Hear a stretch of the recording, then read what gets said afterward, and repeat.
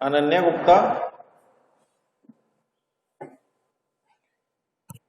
ये बताइए, आपको मैंने कुछ फॉर्मेट दिया था सिंटैक्स की, किस फॉर्मेट में आपको गूगल क्लासरूम में एंटर करना है, तो आपको वो समझ में नहीं आ रहा है क्या?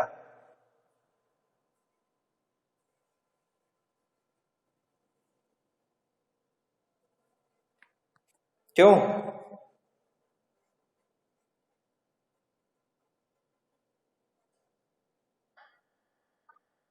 ये मैंने आपको 2 बार 3 बार रिमूव भी किया, तब भी मुझे लग रहा है आपको नहीं समझ में आया।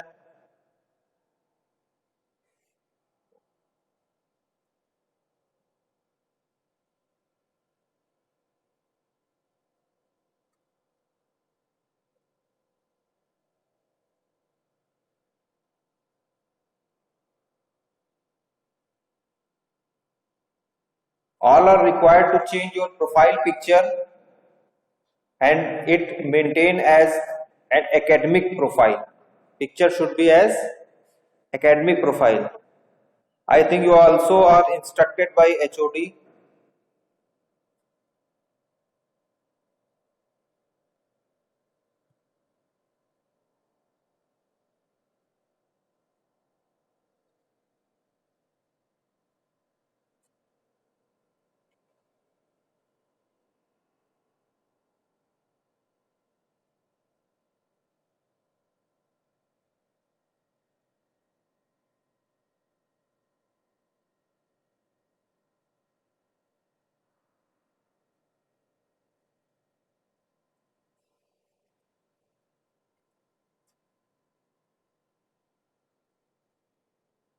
Are you able to see my screen?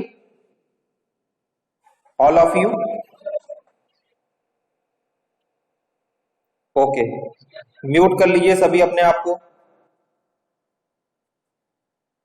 और जब तक कहा ना जाए कोई अनम्यूट नहीं करेगा, और जो भी क्वेरी होगी I will address at the last of the lab. Last के 4 से 5 मिनट में I will solve your entire questions and as well as query.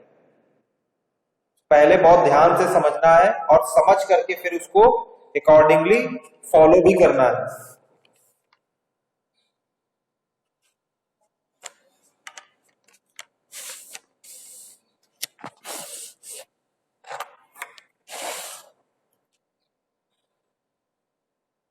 So this is your first lab, and how many of you didn't aware about the programming?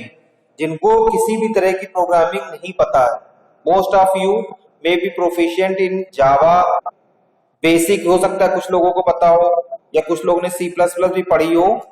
मैं ये नहीं पूछ रहा हूं कि आपको सी आती कि नहीं आती है, मैं ये पूछ रहा हूं प्रोग्रामिंग क्या होती है, प्रोग्रामिंग कहते किसको है। ऐसा कोई स्टूडेंट भी है जो ये कहे कि नहीं मुझे बिल्कुल प्रोग्रामिंग आती ही नहीं है? कोई इस तरह का भी स्टूडेंट है? हाँ, नाम क्या है बेटे आपका? वन बाई वन बताइए। है दिव्यांश दीप, यूपी बोर्ड से हो बेटा? यूपी बोर्ड से हो तो प्रोग्रामिंग नहीं पता आपको?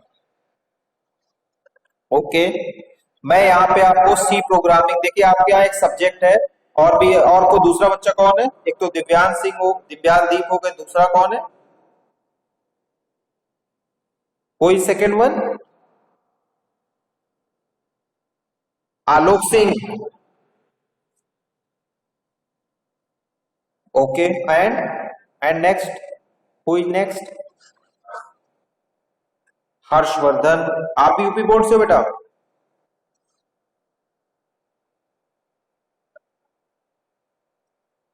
And what about 10th?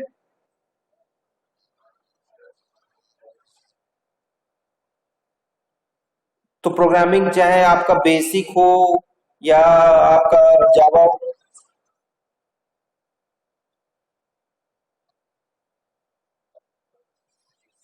आप मुझे, मैंने आपसे ऑलरेडी, मैंने पहले ही बोला, बहुत पहले, मैं इसलिए बोलता हूं कि मेरी बात जरूर सुनिए, मेरे बात में ही बहुत सारे आपके आंसर होंगे।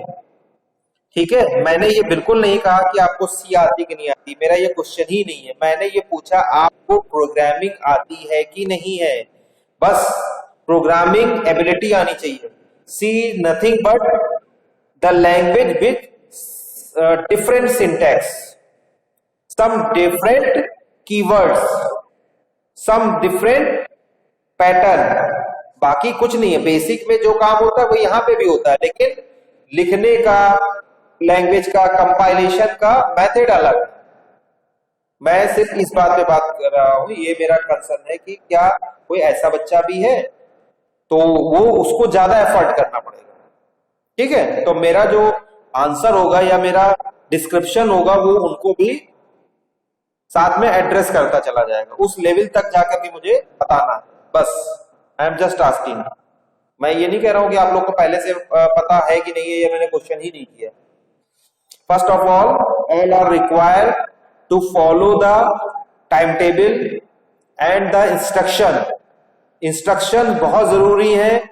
वी डोंट केयर कि आप कितने पढ़े लिखे हैं, कहां से पढ़ कर के आए हैं, बैकग्राउंड क्या है, आता है कि नहीं आता है, हमको इससे कोई मतलब नहीं है। यहाँ पे आए हैं, पढ़ने के लिए आए हैं, और यहाँ पे हर टीचर, एवरी टीचर अपनी फुल कैपेसिटी के साथ आपके साथ मेहनत करेगा और आपको पढ़ाने के लिए ही हम लोग यहाँ बैठे हैं, पहली बार। ठीक है, तो ये बिल्कुल मत सोचिए, ना डरिए। बहुत लोगों ने क्वेश्चन भी किया, मैंने बहुत अलग अलग चैनल के थ्रू और मेथड और डिफरेंट पर्सन के थ्रू भी आपके पास मैसेज गया, और मैं खुद इसमें आपके साथ भी हूँ। सीनियर से भी आपकी बात कराई गई कि डरने की कोई जरूरत नहीं है, हर तरह का आपको असिस्टेंस यहाँ मिलेगा, हर प्रॉब्लम को एड्रेस किया जाएगा। मेन जरूरी है, सबसे इंपॉर्टेंट, डिसिप्लिन, डेकोरम, वो बिल्कुल भी टॉलरेट नहीं होगा। अगर वो आपने गड़बड़ कर दिया, वो बिल्कुल टॉलरेट नहीं किया जाएगा, वहां पे कोई कंप्रोमाइज नहीं। ये आप अच्छे समझ लीजिए, पहली बात। दूसरी बात, हमेशा सब्जेक्ट टीचर को ध्यान से सुनिए। कोई भी प्रॉब्लम है, किसी भी लेक्चर, चाहे लैब हो, लैब में तो रिक्वायर्ड है ही, इसके अलावा भी किसी भी लेक्चर में, whenever you are going to attend the lecture, you must have a paper and pen with you। और जो जो पॉइंट नहीं समझ में आ रहे उनको राइट डाउन करते रहिए। थ्योरी लेक्चर में हमारे पास एक ट्यूटोरियल क्लास भी होती है, उसमें अपनी प्रॉब्लम आप डिस्कस कर सकते हैं। लैब में अभी मैं आपके साथ प्रोग्राम एक डिस्कस करूंगा, बताऊंगा कैसे बनता है, और उसके भी प्रॉब्लम जो भी होते हैं, कोशिश तो मैं करता हूं अपने एग्जाम्पल में कि वो प्रॉब्लम सारी उस स्टेटमेंट जो भी सामने दिख रहा है वो सबको एड्रेस कर दिया जाए। उसके बाद भी कोई डाउट्स होंगे, आई विल क्लियर, या अभी अगर टाइम नहीं होगा तो नेक्स्ट लैब में हम डिस्कस करेंगे। ठीक है, तो इसके लिए आप बिल्कुल परेशान ना होइए, हर तरह की प्रॉब्लम को एड्रेस किया जाएगा। आपको इंस्ट्रक्शन फॉलो करने हैं। आप सभी के पास लैब असाइनमेंट पहुंच गया होगा, मिल गया सभी को? सभी, जब मैं सभी की बात कर रहा हूं तो द पर्सन, वो जो कि जिन्होंने अपने आप को गूगल क्लासरूम में इनरोल किया होगा या क्लास ज्वाइन की होगी। मैं फिर अभी विजिट करूंगा, अगर मुझे कोई भी प्रॉपर सिंटेक्स के साथ नहीं मिलेगा मैं उसको रिमूव कर दूंगा। टाइम टेबल मैं टाइम टू टाइम यहां देता हूं, उसके बाद भी किसी को कोई प्रॉब्लम है, मेरा नंबर वहां पे है। I am the also head of time table committee. कोई भी दिक्कत होती है मुझसे बात करिए, किसी और तरह की प्रॉब्लम होती है मुझसे बात करिए। I am also coordinator and the head of anti ragging committee. Book का कोई इश्यू है मुझसे बात करिए, कोई भी प्रॉब्लम है, हर प्रॉब्लम को मैं आपसे डिस्कस करूंगा। सैटरडे आफ्टरनून में भी लगभग 12 से लेकर 4 बजे तक, इवन वो आपका ऑफ होता है, एकेडमिक के लिए कोई भी एक्टिविटी नहीं रखी गई है। अगर कोई किसी का नेटवर्क प्रॉब्लम है, क्लास नहीं हो पा रही है, कुछ और है, शायद सुन रहे प्रशांत शुक्ला सर ने कि क्लास आपकी हो सकता है उस दिन रखी हो, तो वो एक अलग इश्यू है। लेकिन उसके बाद आप अपनी प्रॉब्लम पर्सनली भी मुझसे शेयर कर सकते हैं, ठीक, लेकिन प्रॉपर मैनर, डिसिप्लिन मैनर के साथ। एक फाइल बनेगी, फाइल क्लिप वाली होगी, क्लिप बेस्ड फाइल होगी। उसमें A4 पे जो भी हम आपको प्रॉब्लम देंगे, आपको जो है प्रोग्राम देंगे, वो आपको लिखने होंगे पूरे प्रोग्राम, यानी उसका कोड लिखना होगा और उसके बाद उसका आउटपुट लिखना होगा। हमको जब आप भेजेंगे तो वो उसके बाद स्क्रीनशॉट जो आपने परफॉर्म किया है वो PDF बना करके, जो मैंने आपको असाइनमेंट दिया है आपके गूगल क्लासरूम में, वहीं पे आप मुझे रिस्पॉन्ड करेंगे। उसको फर्दर आंसर स्क्रिप्ट में हैंड इन करते हैं, उसको टर्न आउट या हैंड इन कहते हैं। वो प्रोसेस आप कंप्लीट करेंगे। आपके पास पीसी लैपटॉप जरूर होना चाहिए। सभी के पास है? कोई ऐसा भी जिसके पास पीसी और लैपटॉप नहीं है? बिना पीसी और लैपटॉप के आप काम नहीं कर पाएंगे। है कोई? 3 आवाज आई है। पहली आवाज कौन? Anchal Srivastava. And second Ayush Singh. Next 2 लोग के पास नहीं है। गुंजित शर्मा बहुत लेट में ज्वाइन हुआ है। गुंजित शर्मा बहुत लेट में ज्वाइन क्यों हुए आप?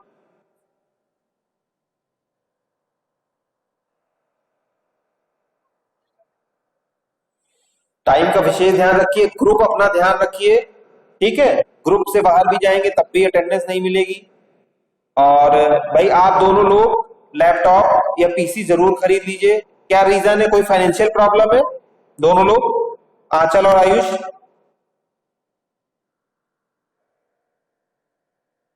हाँ। और मीन टाइम आप लोग सभी लोग के पास मोबाइल तो है, तो प्ले स्टोर में जाकर कंपाइलर एक ऐप है उसको डाउनलोड कर लीजिए। कंपाइलर, और उसमें सी कंपाइलर यूज करिएगा। उसमें डिफरेंट कंपाइलर्स हैं। उसमें आपका पीएचपी, एंड्रॉयड और .NET का, जावा का कंपाइलर है। बहुत सारे कंपाइलर है। उसमें सी के कंपाइलर से भी आप काम कर सकते हैं, ठीक है? तो ये सब हो गई। इससे रिलेटेड किसी कोई और प्रॉब्लम अभी तक जो मैंने बताया?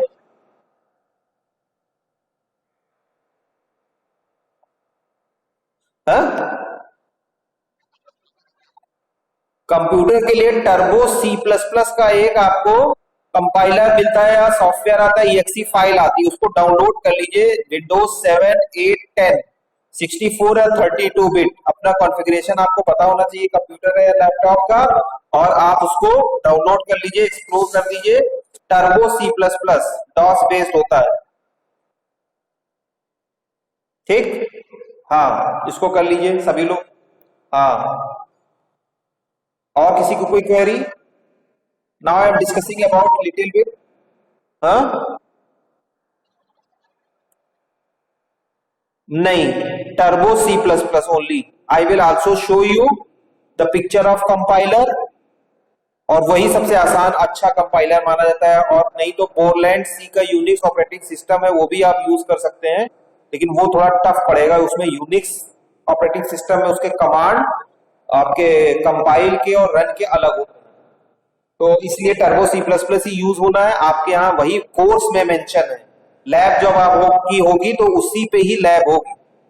जो आपका प्री एंड सेमेस्टर एग्जाम होगा, लैब एग्जाम होगा, प्रैक्टिकल एग्जाम होगा, वो सब उसी पे बेस्ड होगा। लखनऊ यूनिवर्सिटी के एग्जामिनर भी उसी कंपाइलर से रिलेटेड भी क्वेरीज पूछेंगे। So it is beneficial for you. Mean time जिनके पास लैपटॉप नहीं है, पीसी नहीं, उनके लिए मैंने ऑप्शन दिया है कि वो आप एक ऐप आता है कंपाइलर नाम से, उसको डाउनलोड कर लीजिए।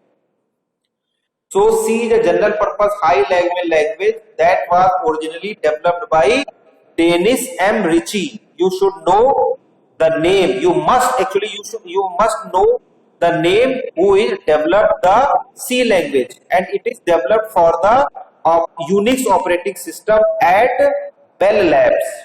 ये भी ध्यान रखिएगा कि Bell Labs में ही ये ऑपरेटिंग सिस्टम यूनिक्स बन रहा था, उसको डेवलप करने के लिए सी प्रोग्रामिंग लैंग्वेज डेवलप हुई। यानी सी जो है वो यूनिक्स ऑपरेटिंग सिस्टम को लिखने में, डेवलप करने में बहुत इंपॉर्टेंट रोल प्ले किया इसने।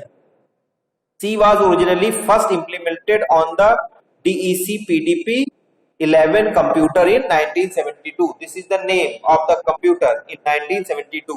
This is a small history you must know before you are going to use it practically. In 1978, Brian Kernighan and Dennis Ritchie produced the first publicly available description of C, known as K&R standard. I will also provide this particular slide in Google Classroom as note. The Unix operating system, the C compiler, and essentially all Unix application program have been written in C. C has now become a widely used professional language for various reasons. पहला reason है it is easy to learn. जिस तरह से आपने basic पढ़ी है, बहुत सारे लोग बेसिक से फेमिलियर हैं, या जावा जावा से ज्यादा आसान सी लैंग्वेज होती है। ठीक है, बहुत आसान होती है। अगर आपको जावा आती है, सी भी आ जाएगी।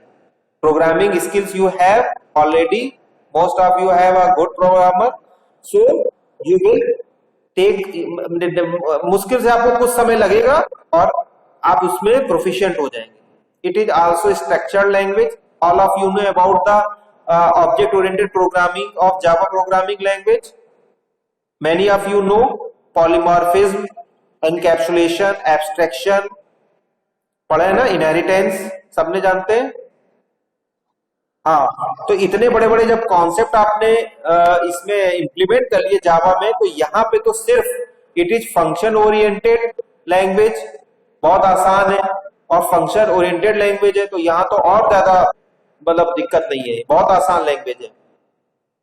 It produce efficient program. It can handle low level activities. It can be compiled on a variety of computer platform, DOS based और Windows based और Unix, तीनों पे चलता है। तीन ऑपरेटिंग सिस्टम पे ये काम करता है। Fact about C. This is prerequisites of C. You will be also discussed detailed in C to your subject, जो BCA 104 सब्जेक्ट है, सब्जेक्ट कोड, जो अभी आपको विनय सर पढ़ा रहे हैं। अभी कंप्यूटर फंडामेंटल पढ़ा रहे हैं, पहली यूनिट, लेकिन सेकंड ऑनवर्ड से आपका यही पूरा इसमें इन्वॉल्व है, यही पूरा इसकी हिस्ट्री है, तो आपको बहुत आसान डिटेल में भी ये पढ़ाया जाएगा। C was invented to write an operating system called Unix. I already told you earlier. C is a successor of B language, which was introduced around the early 1970s. That is BASIC. The language was formalized in 1988 by the American National Standard Institute, ANSI.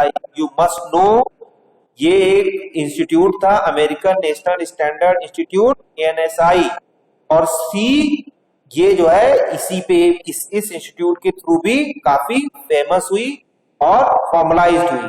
The Unix operating system was totally written in C, I already told you. Today C is the most widely used and popular system programming language.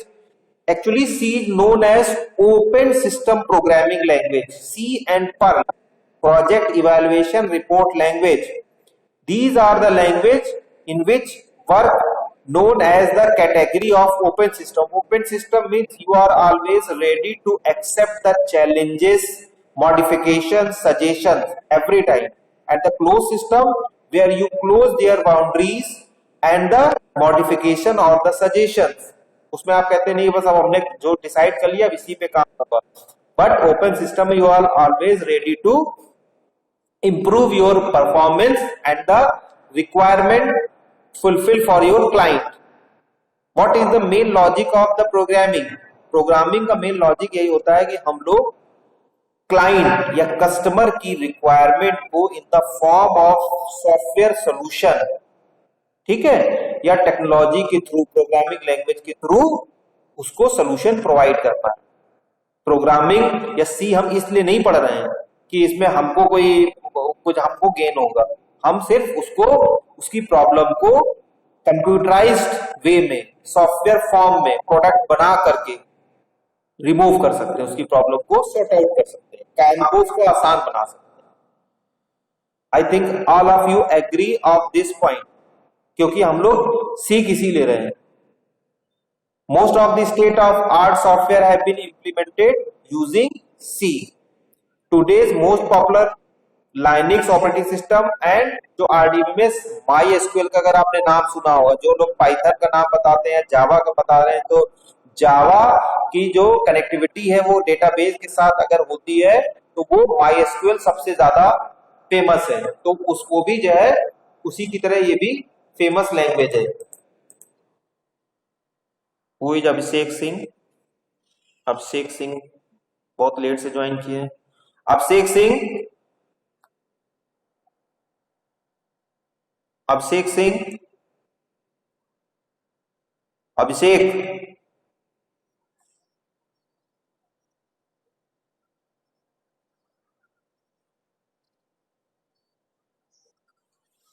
ठीक, अब entry भी नहीं है इनकी। So why use C? C was initially used for system development work, particularly the program that make up the operating system. I already told you, used for developing and writing Unix operating system. C was adopted as a development language because it produces code that runs nearly as fast as the code written in assembly language. Means you can say that in brief that C is fast responsive language. और इसका एक example मैं आपको बताता हूं. पहले तो ये आपको बता देता हूं कि C का जो एक्सटेंशन होगा वो .c हो. .c से आप इसको सेव करेंगे. प्रोग्राम भी अभी मैं आपको रन करा के दिखाता हूं. Are you able to see the program which is enclosed in a rectangle, big rectangle box? Yeah. Now come to the point. This is our basic objective. This is the main C program, small C program. First आपका जो assignment है, write a program in C, read information about you and display on the screen. ठीक है, तो screen पे display करने का जो प्रोग्राम है आप यही लिखेंगे. ओके, अब ये कैसे हो रहा है इसके स्टेटमेंट को समझ लीजिए. सबसे पहला स्टेटमेंट जो आप देख पा रहे हैं, देखिए लिखा हुआ hash include. You are required to see my pointer, mouse pointer, hash include stdio.h. सबसे पहले ये लाइन लिखी जाएगी. सी का कोई भी प्रोग्राम लिखेंगे, जो लोग बहुत अच्छे से ना समझ पा रहे हो उसको लिखते चलें, साथ ही साथ पेन ले लीजिए और एक पेपर ले लीजिए, उससे लिखते चलिए. ये पहली लाइन होगी, कंपलसरी लाइन होगी और ये आप जरूर लिखेंगे. जैसे जावा में आप इंपोर्ट कराते हैं उसी तरह से इसमें इंक्लूड लगाते हैं. बहुत सारे लोग जावा में प्रोफिशिएंट हैं तो वहां पे आप इंपोर्ट कराते हैं, io.star करके जो है आप लिखते हैं. यहां पे इंक्लूड चलता है, उसी का सिनोनिम्स है. इंपोर्ट इंक्लूड सिनोनिम्स है. Hash is the pre processor. सबसे पहले कंपाइलर हैश को ही, स्पेशल सिंबल आपका हैश है, इसी को देखता है, इसी को पढ़ता है. हैश के अलावा कोई भी स्पेशल सिंबल आप यूज नहीं कर सकते हैं. This is special reserve symbol for the C compiler. Hash is the known as preprocessor. सबसे पहले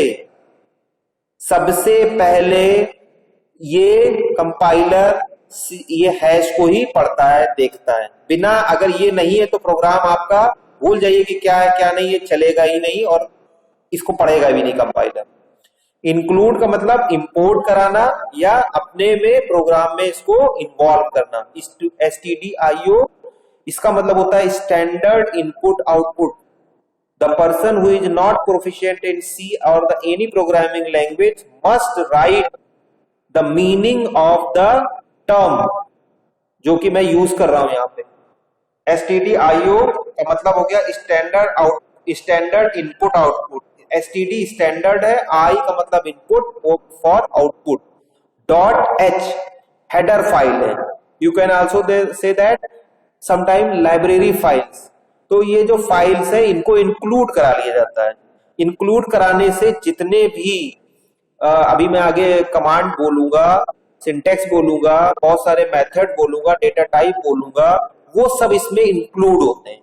इनपुट आउटपुट के सारे जो है फंक्शंस, कमांड, कीवर्ड सब इसमें इंक्लूड होते हैं.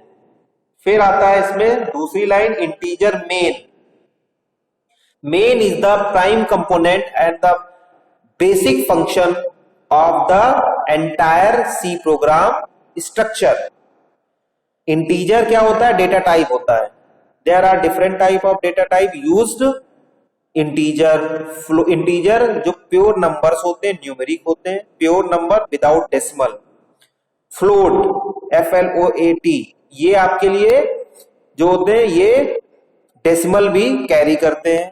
डबल, जब नंबर बहुत बड़ा होता है, डेसिमल की फ्रीक्वेंसी ज्यादा होती है, वो डबल कैटेगरी में हो जाता है. कैरेक्टर की बात होती है तो जहां आप कैरेक्टर यूज करते हैं वहां पे सी से इसको रिप्रेजेंट करते हैं. ठीक है, स्ट्रिंग एस यूज करते हैं. ये डिफरेंट टाइप के आपके डेटा टाइप्स होते हैं और इनका साइज इंटीजर का 2 बाइट होता है, फ्लोट का 4 बाइट, कैरेक्टर का 1 बाइट होता है, ठीक है, डबल का 8 बाइट होता है। और साइज ऑफ ऑपरेटर से आप इसके साइज को कैलकुलेट भी कर सकते हैं, कंपाइलर से पता भी लगा सकते हैं। जितने भी वेरिएबल होंगे उन वो किसी न किसी डेटा टाइप से बिलोंग जरूर करते होंगे। And you must mention the variable before you are using as any data types. Java में भी आपने सभी ने यूज किया होगा, और जो लोग पहली बार सीख रहे हैं वो ये जरूर समझ लें कि जो भी वेरिएबल यही समझ लीजिए कि जैसे आप मैथमेटिक्स में ए की वैल्यू 6 रख रहे हैं, बी की वैल्यू 6 फर्दर रख दे रहे हैं, बाद में उसको प्रूफ करके, ठीक है, फॉर्मूला बना के उसको प्रूफ कर दे रहे हैं, तो वही मेथड यहाँ पे यूज होता है। कमेंट के लिए उसके बाद कर्ली ब्रेसेस जरूर लगेगा, कर्ली ब्रेसेस, और जो ओपन होगा वो क्लोज जरूर होगा। चाहे वो stdio में देखा होगा आपने, एक लेस देन का सिंबल लगा है, ग्रेटर देन का सिंबल लगा है, this is known as delimiter. ये सिंबल इंक्लूड जब आप फाइल कराते हैं उसमें यूज होता है। मेन के साथ आपने लेफ्ट पैरेंथेसिस राइट पैरेंथेसिस देखा है, यानी स्मॉल ब्रैकेट ओपन और क्लोज जरूर होगा। उसके बाद कर्ली ब्रेसेस देखिए यहाँ ओपन हुआ है, उसके बाद नीचे बंद हो रहा है। साथ ही साथ my first program in C, this is comment, और द हेडिंग, जैसे आप हेडिंग डालते हैं उसी तरह से प्रोग्राम, जो बहुत बड़ा प्रोग्राम होता है उसमें किसी भी पार्ट को आपको आइडेंटिफाई करना पड़ता है, कमेंट करना पड़ता है, डिफाइन करना पड़ता है, तो वो कमेंट से कहलाता है। तो उसका ये मेथड होता है स्लैश एस्ट्रिक, उसके बाद पूरा आपका स्टेटमेंट, फिर एस्ट्रिक और उसके बाद स्लैश। दूसरा तरीका होता है 2 स्लैश एक साथ, एस्ट्रिक की जरूरत नहीं है, बस 2 स्लैश लगा दीजिए, पूरी लाइन लिख दीजिए, वो कमेंट चलता चला जाए। लेकिन इसमें फायदा ये होता है कि पूरे पैराग्राफ को आप कमेंट कर सकते हैं, उसमें सिर्फ सिंगल लाइन को ही आप कमेंट कर सकते हैं। उसकी लिमिटेशन यही है, 2 स्लैश अगर आप लगाते हैं, कभी कभी हम वो भी यूज कर लेंगे। नेक्स्ट है printf. Printf statement to print the information into console, system पे प्रिंट करने के लिए जो भी आपने काम किया और यूजर को दिखाने के लिए, यूजर के कंसोल पे इंफॉर्मेशन को प्रिंट कराने के लिए प्रिंटफ कमांड यूज होता है। बिल्कुल वैसे ही जैसे जावा में system dot out dot print use करते हैं। सभी लोग फेमिलियर है इससे जावा में? हाँ, तो जैसे उसमें सिस्टम और इनपुट के लिए क्या करते हैं आप लोग जावा में? इनपुट के लिए क्या करते हैं जावा में?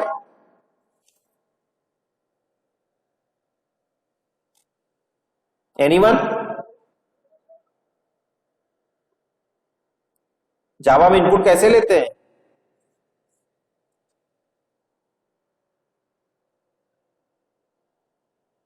आवाज ही नहीं आ रही।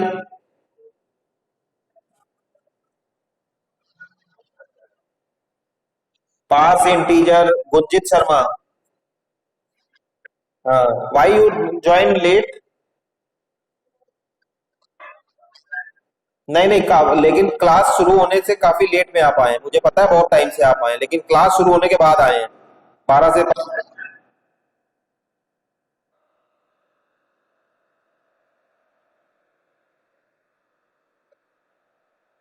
अच्छा, पैरेलल में वहां भी चल रही है?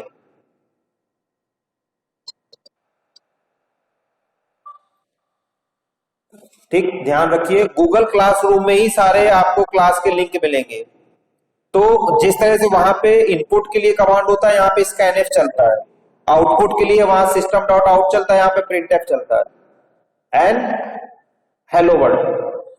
उसके बाद और लाइन टर्मिनेशन सेमीकोलन से होता है। जो लोग नए लोग हैं, जो पहली बार प्रोग्रामिंग सीख रहे हैं, वो भी बहुत अच्छे समझिए, लाइन टर्मिनेशन के लिए सेमीकोलन होता है। जो कोई भी एग्जीक्यूटेबल स्टेटमेंट है वो सेमीकोलन से ही टर्मिनेट होगा।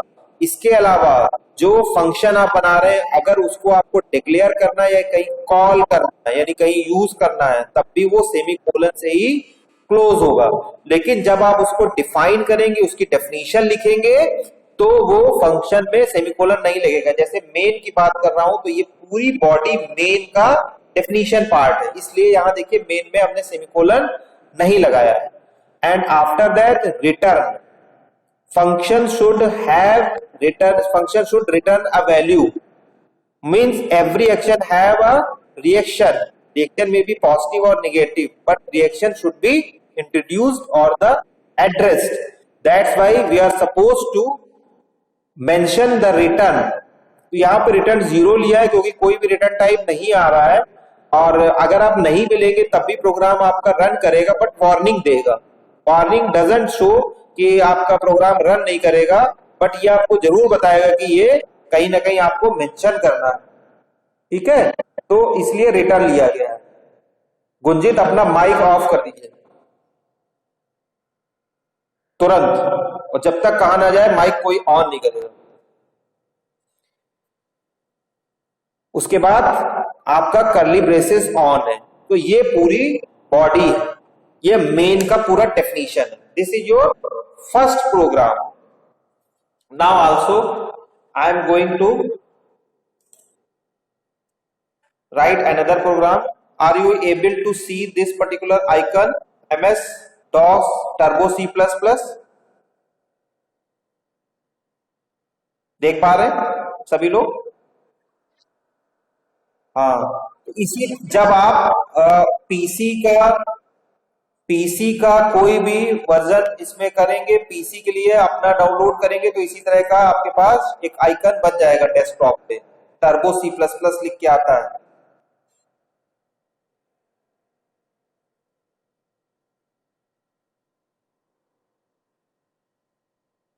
इस तरह से आपकी स्क्रीन आएगी, इसको आप न्यू कर लीजिए, नई स्क्रीन खुल के आ जाएगी. ठीक, अब यहाँ पे मैं प्रोग्राम लिख रहा हूं. आपका असाइनमेंट जो है, पहला वाला तो मैंने आपको दिखा दिया, थ्योरी पार्ट का. दूसरा है write a program in C to read 2 integer from user and calculate sum of 2 integer. अब हमको ये करना है कि यूजर से 2 नंबर लेने हैं और जनरलाइज प्रोग्राम बनाना है. जब 2 नंबर की आप बात कर रहे हैं तो 2 नंबर जो है वो जनरलाइज होंगे. जनरलाइज का मतलब ये होगा कि हम स्पेसिफाई नहीं कर रहे हैं एट द राइटिंग टाइम. ठीक है, हमेशा हर प्रोग्राम के 2 वेरिएशंस होते हैं. एक तो होता है क्लाइंट साइड, एक होता है सर्वर साइड, या एक होता है कंपाइल टाइम और एक होता है रन टाइम. ठीक, ये स्टैटिक और डायनेमिक सब सिनोनिम्स हैं. तो स्टैटिकली जो आप पहले से डिसाइड कर दे, जिसकी वैल्यू चेंज ना हो, और डायनेमिक का मतलब रन टाइम पे वैल्यू चेंज हो. तो यहां हम जो बात कर रहे हैं वो हम रन टाइम पे यूजर से इनपुट लेंगे, यहां हम वैल्यू फिक्स नहीं कर दे रहे हैं. ठीक है, तो जनरलाइज प्रोग्राम बनाते हैं हमेशा, किसी भी एप्लीकेशन को जनरलाइज वे में हम लोग हैंडल करते हैं.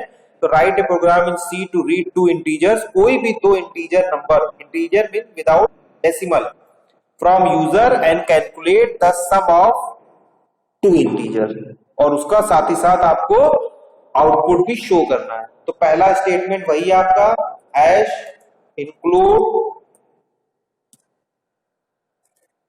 stdio.h standard input output header file हमने इंक्लूड कर ली. जिस तरह से आप इंपोर्ट कराते हैं वो सेम वही प्रोसीजर है, stdio.h. और जो लोग पहली बार सीख रहे हैं अच्छे से समझ लीजिए, इस फाइल को इंक्लूड कराना ही कराना है, क्योंकि फर्दर इंफॉर्मेशन जो है वो इसी फाइल में ही आपकी है. जब आप कंपाइलर और एडिटर इंस्टॉल कर लेंगे सी का, तो ऑटोमेटिकली ये फाइल इंक्लूड हो जाएगी, इंस्टॉल हो जाएगी आपके सिस्टम में, और कुछ नहीं करना है. ठीक, उसके बाद नेक्स्ट लाइन पे आइए, main. I am just writing here main. इसके पहले मैंने जो आपको प्रोग्राम दिखाया था उसमें इंटीजर था, लेकिन मैं सिर्फ मेन लिख रहा हूं. एंड द पर्पस कि मैं आपको बताना चाहता हूं कि हम लोग क्यों डेटा टाइप लिखते हैं. Now come to the third line, and इसका कर्ली ब्रेसेस ऑन किया. ये थर्ड लाइन है, ये मैं जनरल प्रोग्राम एक सिंपल बता रहा हूं जो इंस्ट्रक्शन फॉलो होंगे ईच एंड एवरी प्रोग्राम में. डेफिनेशन में भी change, but the structure should be same. फिर नेक्स्ट लाइन में आइए, और जो आप वेरिएबल यूज कर रहे हैं, जो वेरिएबल आप यूज कर रहे हैं उनको डिफाइन कर दीजिए. तो our task is to read 2 integer number. Integer का मतलब INT यहाँ शॉर्ट नेम से चलता है, और कीवर्ड होता है, जितने भी कीवर्ड होंगे वो व्हाइट कलर से आपको रिप्रेजेंट होंगे। तो देखिए INT जैसे ही मैंने लिखा वो व्हाइट आपका हो गया। A, B, और A B दो इंटीजर हो गए और इनका सम थर्ड वेरिएबल में हमने C में ले लिया। कॉमा जरूर करिएगा सेपरेटर के लिए, और इसकी वैल्यू हमने 0 असाइन कर दी। The reason behind assigning the value of C is that C doesn't have, और किसी भी फेज पे या कहीं भी गार्बेज वैल्यू कलेक्ट ना करे। Garbage value unwanted result, actually ये कुछ नहीं होता है, ये आपका कोई भी मेमोरी एलोकेशन का एड्रेस होता है। ये हम लोग आगे सेकेंड सेमेस्टर में पढ़ेंगे तो आपको अच्छे से पता चल पाएगा कि कैसे एड्रेस एलोकेशन होता है एट द रन टाइम। ठीक है, तो सिस्टम एक गार्बेज वैल्यू दे देता है और आपको कभी कभी अनएक्सपेक्टेड रिजल्ट मिलता है। इससे बचने के लिए उसको एकदम खाली कर दीजिए, उसकी वैल्यू 0 असाइन कर दीजिए। ये हमेशा एक गुड प्रैक्टिस में रहता है। नहीं करेंगे तो आपको कभी ना कभी हो सकता है उस पर्टिकुलर वेरिएबल को आपने यूज किया हो तो उसकी गार्बेज वैल्यू वहां पे शो हो सकती है। इससे बचने के लिए हम लोग हमेशा रिजल्टेंट वेरिएबल में, चाहे वो आप कैलकुलेट करें सम, चाहे डिफरेंस, चाहे परसेंटेज, वो 0 कर देते हैं। It is sign of good practice and good programming ability. Now come to the fourth line, fifth line. User से इनपुट के लिए आप मैसेज डाल दीजिए, printf एंटर 2 इंटीजर्स।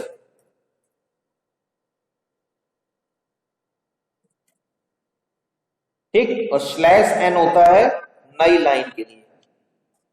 नई लाइन का मतलब जो भी आप इंटीजर्स यूजर से मांग रहे हैं एज एन इनपुट, तो वो सेपरेट लाइन में आपके पास आते जाएंगे। इसलिए हमने /n लगा दिया है। /t से टैब होता है, स्पेस बढ़ जाएगा। टैब जो काम करता है कीबोर्ड में वो काम कर जाएगा। ठीक है, और भी एस्केप सीक्वेंस होते हैं, this is known as escape sequence. तो इनको आप यूज करेंगे तो उनके डिफरेंट इफेक्ट्स होंगे, वो आपको धीरे धीरे पता चलते जाएंगे। जैसे जैसे हम प्रोग्राम करते जाएंगे लैब बाय लैब, वो आपको पता चलते चले जाएंगे। फिर ये हमने यूजर से अभी पूछ लिया। अब हम सिस्टम को बताने जा रहे हैं इन वेरिएबल की, जो इन वेरिएबल को हम सिस्टम को बताने जा रहे हैं। तो scanf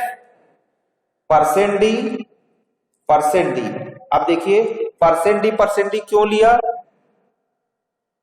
होल्ड जो भी है, %d क्यों लिया। सिस्टम को ये नहीं पता है कि ये वेरिएबल a और b हमने जो इंटीजर टाइप के डिक्लेयर किए हैं ये इंटीजर है कि नहीं है।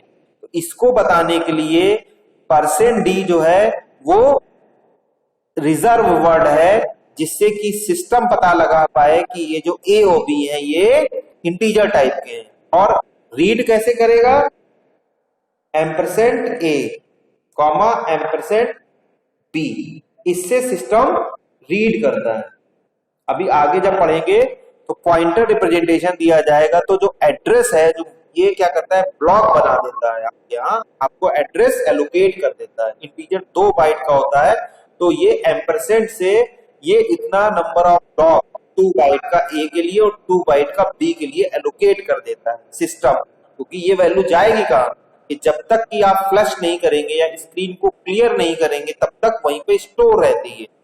तो सिस्टम को पता कैसे चलेगा, D से, D जो है रिप्रेजेंटेशन है, और एम्परसेंड A और B ये एड्रेस एलोकेट कर देता है।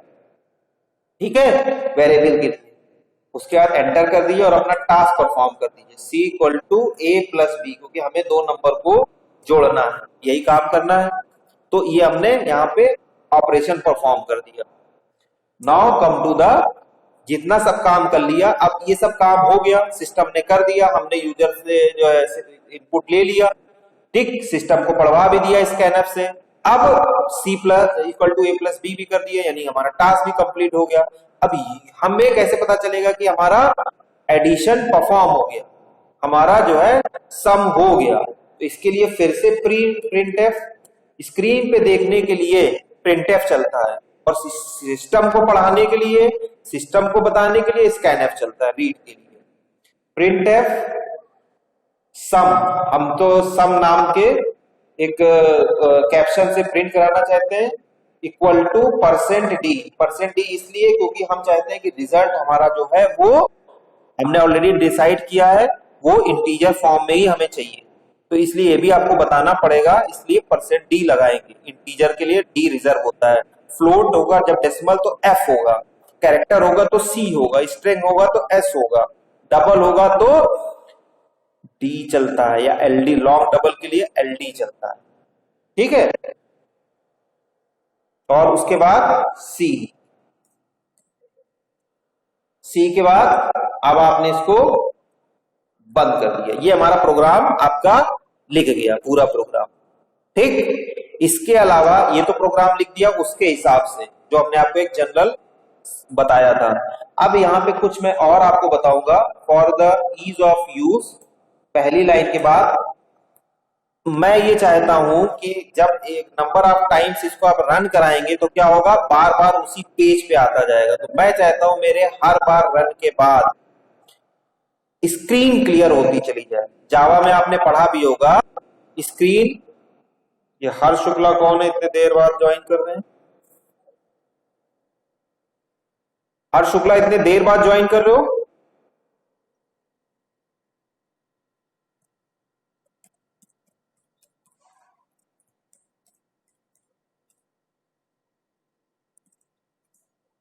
Hash include conio.h। तो कंसोल पे जो भी मैनेज होगा, कंसोल पे जो भी मैनेज होगा, इसका मतलब होता है कोनियो का मतलब होता है कंसोल इनपुट आउटपुट। वो होता है standard input output, console input output conio बताता है।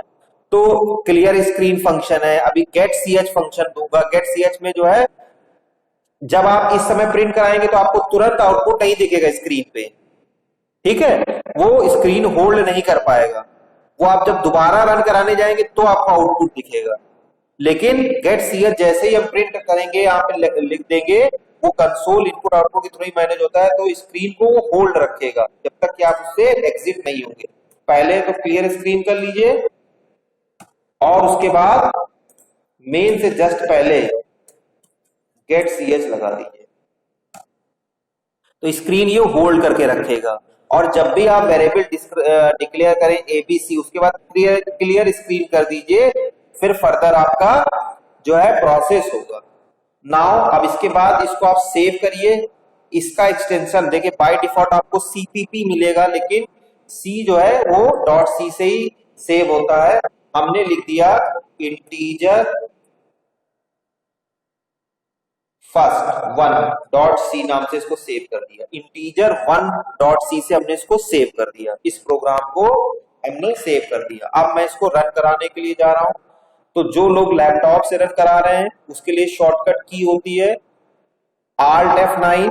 अगर लैपटॉप से रन करा रहे हैं तो पहले एक फंक्शन की होती है Fn, फिर Alt F9।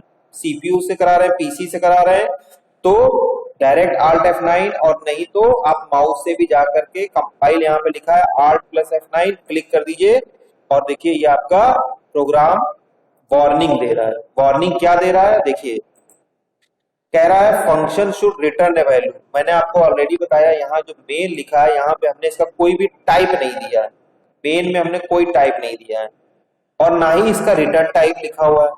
ठीक है, तो ये आपका प्रोग्राम चल जाएगा। लेकिन देखिए प्रोग्राम में अभी भी चला देता हूं, ये देखिए कंपाइल किया, वार्निंग कर रहा है, मैं प्रोग्राम को फिर भी चला दूंगा। जाइए रन पे और प्रोग्राम आपका चल गया। स्क्रीन दिखी सबको? स्क्रीन दिखी? इंटीजर 2 लिखा है, एंटर टू इंटीजर, मैंने लिखा 6, फिर मैंने लिखा 8 और we expected that if our program is good and corrected तो आंसर आना चाहिए 14। और आप देखिए एंटर के बाद हमारा सम देखिए 14 आ रहा है। दिखा आपको?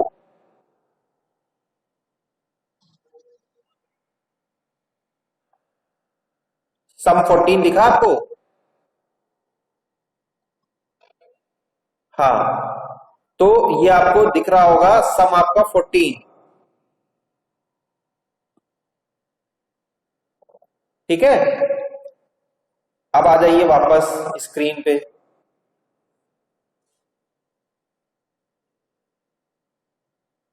स्क्रीन दिखी, वापस दिखी नहीं दिखी? ठीक।